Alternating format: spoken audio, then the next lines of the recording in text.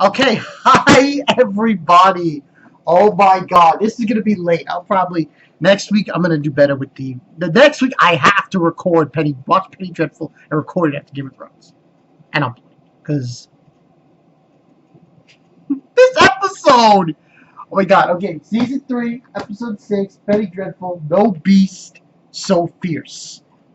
There's so much to go over in this episode that went over my head. And we go like, what the hell? Okay. So,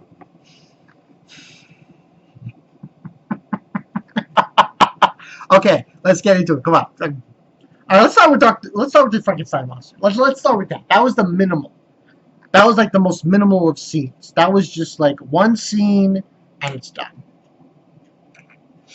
We'll start with that. Then we'll get into everything else. So he goes to see the house again. He's still at the house where his old life was at.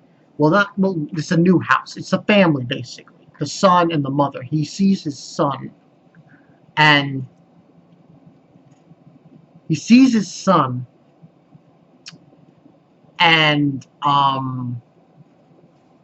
wants to, he sees him suffering and everything, and he goes down while his son's eyes are closed, and he's taking care of him. He's giving him water to drink, wiping, like, I guess, sweat off his head, because he's very ill. He's very ill. He's on death's door. And the son sees his face, and he screams, and that's when he just runs away. And then we see him, it's like a thumbnail in Hulu, because I have Showtime, and you see thumbnail of him just crying. I gotta give it up for Rory Kinnear. He's a fantastic actor. Fantastic. Fabulous actor. And that's basically what happened. So he's in turmoil with this situation because, and it's kind of funny when you think about it, because he met Vanessa when he was human. A couple of episodes ago when we saw that flashback hypnosis thing. So this is kind of, one of those things, that really drives the psyche for the character. And I don't know where this is going to go. I guess it's going to come into, it might be pushed aside. I don't think it doesn't have the level of importance that everything else has currently in this show. So, so to speak. So, that basically happened. Now, my thoughts on that was, it's sad. It's fucked up. I mean, he wants to try to, he wants to try to get his home back, his life back.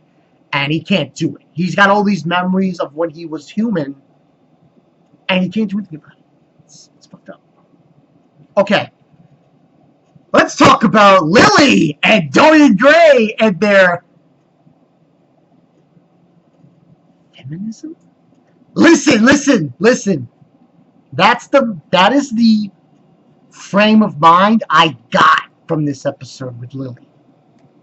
She had a fucking meeting with women on how to kill men. No shit. Dead ass. She was literally showing them how to kill men. With a knife to their neck, into their... And the one they picked up, I think her name was Janet or something, she's like pushing the knife into Dorian's neck. I'm like, chill. Yo, chill. So that's what's going on there. And this whole frame of mind that Lily's in, and this what she's got going, I'm like, damn. Like, I didn't think this was going to go to that extreme, but this episode brought a lot of things that involved women standing up for themselves, women taking charge, women going to war, if you would, against men. Getting revenge against men. That's what it seemed like. That's like, it wasn't just Lily. We got that frame of mind in 2 other conversations. One conversation that Vanessa has with Lyle's friend, who happens to be not too bad of a fencer. That was pretty cool. We had that moment, and then we had another moment with the therapist, Like she tells Vanessa about her husband that she killed, and she was in New York City about to be sent to jail. So there's like this little kind of frame of mind of being alone, of women fighting up, standing up for themselves, fighting against men, going to war and everything. So we can see that during this Lily thing, there's a lot of interesting things going on. And one of the things that seemingly is going on, which I'm not going to say didn't come out of nowhere, I had a feeling this was going to happen. Dorian. He feels distant from Lily. Like it seems like Lily's paying way more attention to what's going on with their new friend and the women and fighting against men than to Dorian. When really it was her and Dorian.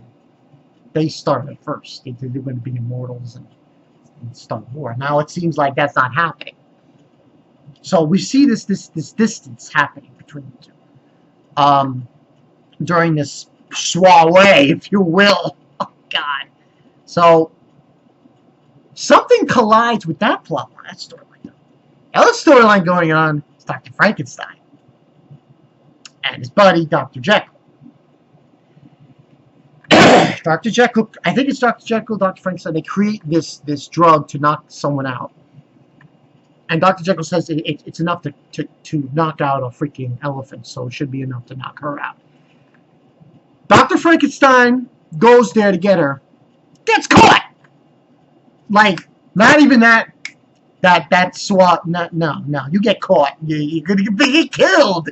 Because they got a razor blade against his neck, about to kill him. And she tells him to leave, and that the next time, they don't kill him, but that girl they just picked up, yeah, she's fucking crazy, yo. So they let him go, but Lily tells him, the next time I see you, I'll be the one with the razor. So that's that serious. We have that. So that all basically just stops. That story ends with him leaving. So that's pretty. Yeah, he's in a. Yeah. So overall, that storyline, I like where it's going. Pretty damn good for this episode. Especially what happens next week. Damn. So it's definitely going in a good, very good structure. And I noticed something about this episode that has been building up. This war that's coming. It seems like, from what one of Ethan's fathers, not Malcolm, the Indian, saying that the darkness is coming. I think that has something to do with Lily. It has something to do with Lily, it has something to do with Dracula, and it has something to do with Ethan. So let's get into Dracula and Vanessa. Now we just talk about that. Okay. So we see Dracula, the guy who's at the museum. There's this corpse. I don't know, I'm eating this shit. And he's asking the guy who works with the therapist, secretary, about the wolf. And he says he doesn't know where she is, and then he allows him to go eat his fill of. That's disgusting. But yeah, that's happened. And then we have Vanessa. What ends up happening is Vanessa meets up with Lyle, and she meets this girl, I forgot her name, who we see her fencing. You know, fencing in England. And she holds her own, and that's the whole premise. See, we got the whole females. That's like a line and theme in this episode, like females standing up and fighting against men and so on and so forth. So Vanessa talks to her about Dracula because she apparently studies death. In Egypt, death, the whole death, everything. And she tells her the story, the history of Dracula. Ottoman Empire, the Roman Empire, the whole bag. And she tells Vanessa that she has to be with people She can't be isolated because Dracula is a hunter and he will hunt her down. And that'll be the So that's the whole bit. She has to be surrounded by someone. And then we have the whole scene with the therapist where she explains how she killed her husband because he beat her all the time and shit. That was kind of fucked up. And that's when she decides to seek comfort with the guy who's Dracula, who works at the museum. Great idea! Well, we know it, but she doesn't. So that's what she does, and they kind of make out in the fucking museum. Yeah, that's a great idea. And you know what was a great moment? A moment that the fencing moment was great, but the great moment in this episode, Vanessa goes into this room with the doctor. I think his name was Dr. Sweet.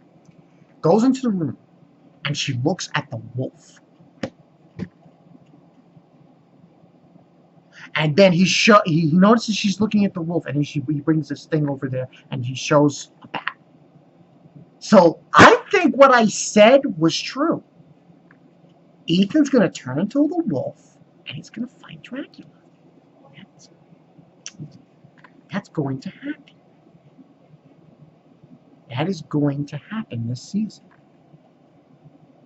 It's going to go down, especially from what we saw from the preview. So, yeah. We also had, that we had that going to where it went, but then there was something else. The thing with Ethan. Oh my God, everything that happened in this episode. We still had Ethan, and that threw me off. Okay. This inspector from England, I'm not going to say anything bad about him, but dude, should have went to America. You shouldn't have done that. Okay, oh, the Queen. No, he died in this episode, like dead ass. Like, dude, what would you think was going to happen? But essentially, he dies in this episode. He dies in this episode. It's like insane. That whole scene was insane. And the best part was when Ethan was saying grace. That set the fucking tone. That set the tone of everything. And there's a huge gunfight. The inspector, he kills the witch. Freaking Ethan, he kills the inspector. And you know what was amazing about this episode? The one who kills Ethan's father is Malcolm. I think Malcolm, I really like the actor who plays Malcolm, Timothy Dalton. Amazing actor. He did such a wonderful job in this episode. Cox too, but him mostly. And the conversation between Timothy Dalton and Cox was fantastic as actors. I really do. I really think it was a great way to bring it together. They had a gunfight in the church, and he was going to kill him. Doesn't kill his father. Instead, Malcolm does. And that whole scene was just amazing. Now, so basically, that whole scene, everything that transpired, everything that went down, it's done. The inspector's dead, the witch girl is dead, and Ethan's father is dead. So now, the preview shows us a lot of things. It shows Dorian Gray betraying Lily. We got Hecate doing his Indian, Native American voodoo stuff, contacting Vanessa. And we see Ethan there, and then it's just like the fucking visions of Dracula coming in. I'm like, yo. So this episode was done very well. I really enjoyed it. Going to give it a 4.5, only because I felt like we could have explored more with other things in the show, in the episode. But 4.5 out of 5, very good episode. Like I said, Timothy Dalton and Cox, fantastic jobs.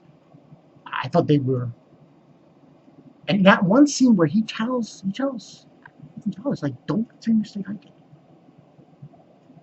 And that's something that could be brought up here.